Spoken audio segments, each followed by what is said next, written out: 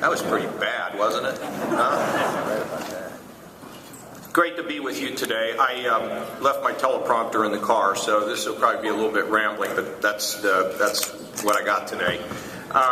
Thanks for gathering here. First of all, I want to pay a special tribute to Andy Dorrell, who's done a great job with the Chamber, and you know, we need to make sure we breathe more and more life into the Chamber, because it has the potential to do some really remarkable things. And Andy's a good steward. We work together closely, but we have a ways to go, and I'm going to talk a little bit about that, I hope, before I finish. Thanks for coming from all over the state. We are pleased that you're here representing businesses all over the state. And let me give you just a little bit of a review of where we were. And I know you heard it. When I came in, we were about $8 billion in the hole. And when I ran for this office, I said that there was no way that we should raise taxes to fix this. And I want you to think about if you owned a restaurant and you didn't have any customers, your partner would say to you, hey, I got the answer. We don't have anybody coming here. Why don't we raise our prices? That'll work. And so that doesn't really make any sense. And I had been in politics for really a whole lifetime. And decided to go back in because, I'd just be direct with you, I felt that I had a lot of good things happen to me because I lived in Ohio, and I felt that there were things that I could do to help get the state back on track and to lift people. So for me, I don't spend a lot of time thinking about politics. In case you haven't noticed, I mean, I'm in this job to shake things up and to shake up the status quo, and we continue to do it in the administration. And the minute that we get soft, or the minute that we stop innovating or thinking differently or thinking outside the box, then it's time, for us to think about doing something else. The fact is that, in my opinion, politics and leadership across our country, and not just in politics, but leadership in so many areas, has been too dominated by people that are worried about focus groups or polls or putting their finger in the air to decide what to do. I think leadership is something where you're willing to, if you are fortunate enough to be in a position of significant leadership, it's your job, in my opinion, to listen, because nobody has all the right answers, to listen, and at the end of the day to make decisions and let the chips fall where they may. I'd had some significant experiences, was mentioned in Washington. I'd spent about 10 years fighting to balance the budget. In the early years, getting to live in daylight's kicked out of me whenever I'd present a budget. But as time went on, and as the public mood changed, I found myself in a position of being one of the chief architects of the '97 budget agreement.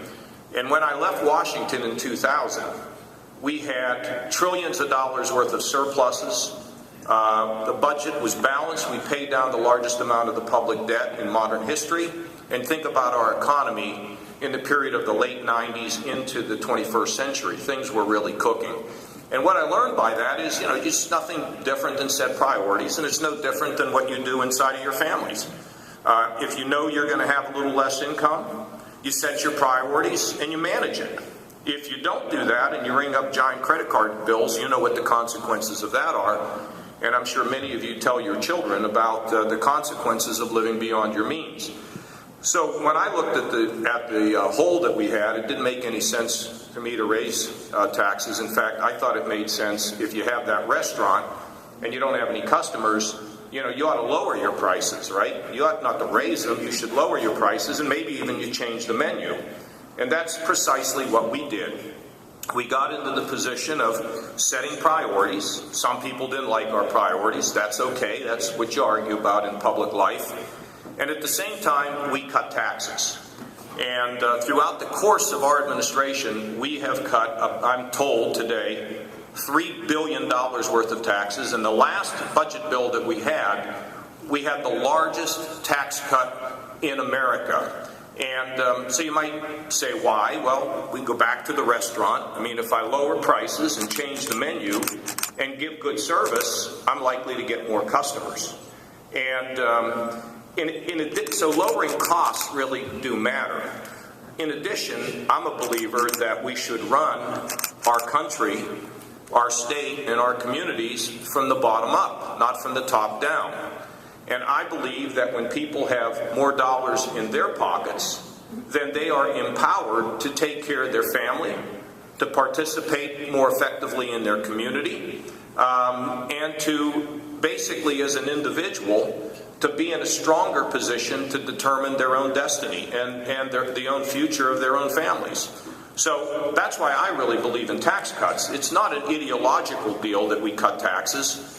Frankly, it is something that I believe ultimately results in great growth. Now, I have to tell you that since we killed the death tax, which means that small business people don't have to visit the undertaker and the tax guy on the same day, I did that because I wanted a generational transfer of wealth.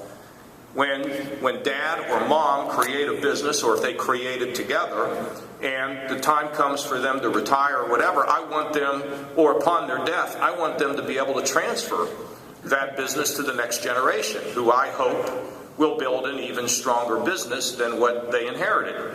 But if in fact you have this big death tax, and I happened to read, by the way, the other day, I think New York, Joe, is talking about what they're going to do about the death tax. New Jersey's talking about how they're going to lower it. New York wants to lower it. We don't have one anymore in Ohio. And I think it was a significant accomplishment that we were able to work with the legislature to get done.